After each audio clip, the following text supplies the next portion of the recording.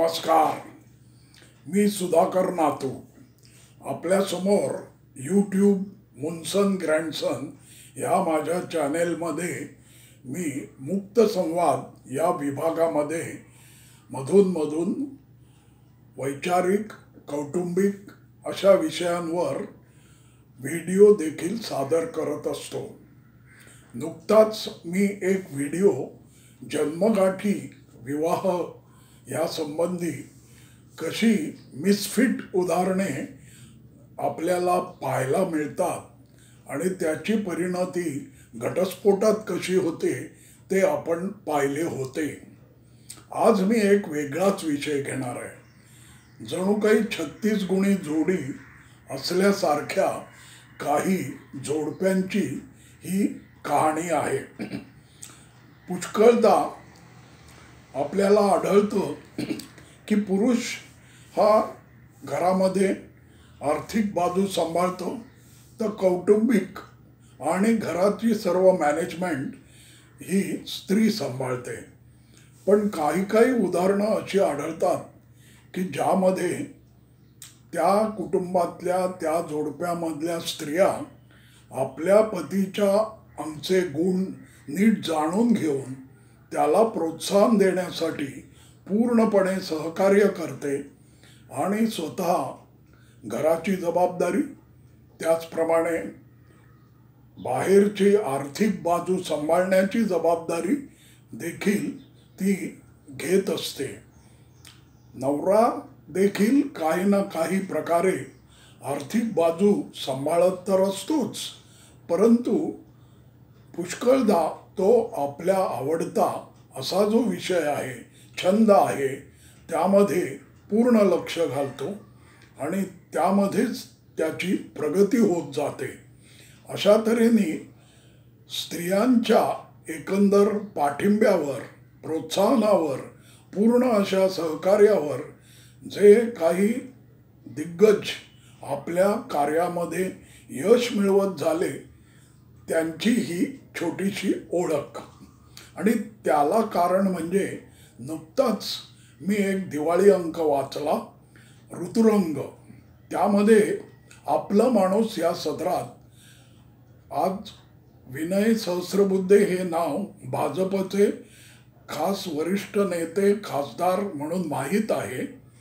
तर त्यांच्या एकंदर जीवन वाटचालीमध्ये त्यांच्या पत्नीने पूर्ण सहकार्य केले.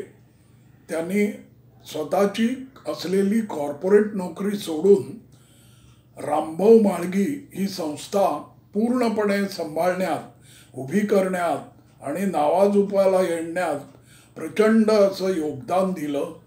आणि त्या काळामध्ये आणि नंतरही त्यांच्या पत्नीने त्यांना पूर्ण सहकार्य दिले. त्या स्वतः एका बँकेत नोकरीला होत्या, त्या पुढे वरिष्ठ अधिकारी इतक्या पदालाही पोचल्या. पण घरातलं सांभाळायचं, आर्थिक बाजूही सांभाळायची, अशा पद्धतीने त्यांनी आपल्या नवऱ्याला पूर्ण सहकार्य केलं. तेव्हा अशी ही 36 गुणी पहिली जोडी. दुसरी जी जोडी मला अगदी चांगलं आठवतंय ते म्हणजे सुधीर गाडगीळ. आज सुधीर गाडगीळ हे नाव निवेदन, सूत्रसंचालन, मुलाखती घेणं ह्यामध्ये सर्वोच्च अशा मानाला मराठी करमणूक विश्वात नावाजलेलं आहे.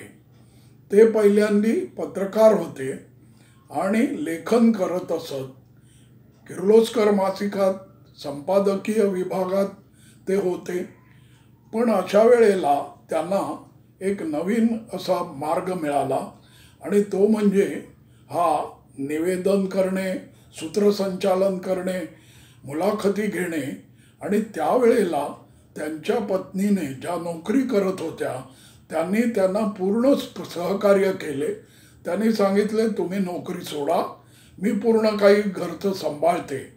त्यामुळे त्यानंतर त्यांनी आपलं पूर्ण लक्ष ह्या आवडत्या कार्यक्षेत्राकडे दिलं आणि त्यामध्ये ते किती यशस्वी झाले. हजारो मुलाखती घेतल्या आणि कुठेही महत्त्वाचा कार्यक्रम असला की त्यांचं नाव पहिल्यांदा घेतलं जातं. तेव्हा ही दुसरी 36 गुणी जोडी. तिसरी 36 गुणी जोडी मला आढळली ती म्हणजे डॉक्टर अवचट. आज ते आपल्यात नाहीत, त्यांची पत्नीही नाही, परंतु त्यांच्या पत्नीने त्यांना पूर्ण सहकार्य केले. खरं म्हणजे दोघंही डॉक्टर, त्या मानसशास्त्र विषयाच्या पारंगत, आणि मुक्तांगण ही संस्था त्या दोघांनी स्थापन केली. परंतु त्यापूर्वी लेखन हेच आपलं ध्येय आहे, आवड आहे, हे ध्यानात आल्यामुळे अनिल अवचटांनी संपूर्ण फ्रीलान्सिंग, ज्याला लेखन म्हणतो, ते करायचं ठरवलं असताना त्यांच्या पत्नीने त्यांना पूर्ण साथ दिली. संपूर्ण संसाराची जबाबदारी आणि आर्थिक बाजू सांभाळली आणि त्यामुळे डॉक्टर अनिल अवचट हे प्रसिद्ध लेखक म्हणून झाले. अर्थात ते देखील मुक्तांगण सांभाळण्यात, मॅनेजमेंट करण्यात मदत नक्कीच करत असतात.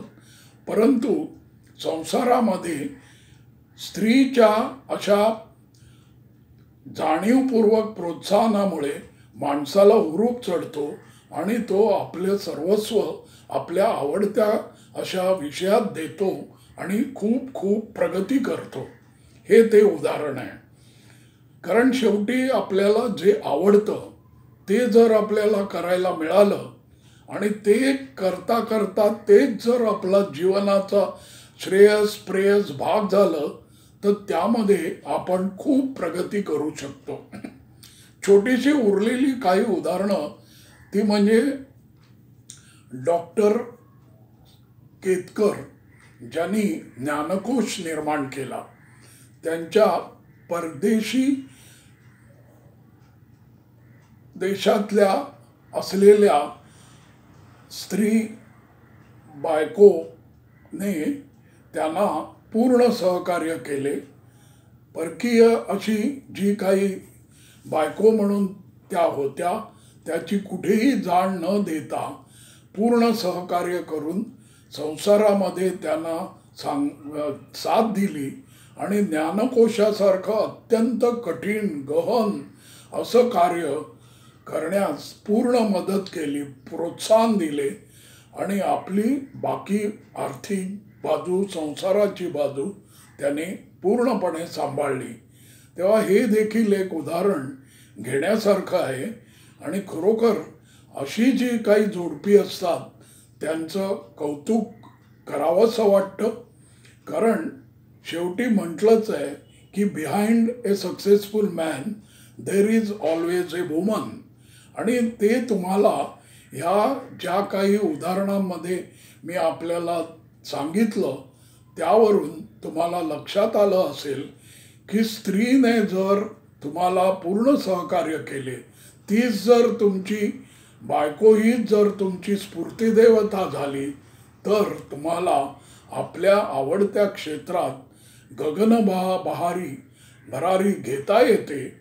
आणि अशी जितकी जास्तीत जास्त जोडपी निर्माण होतील, 36 गुणी अशी जोडपी जेव्हा निर्माण होतील तेव्हा खरं. धन्यवाद. मी सुधाकर नातू.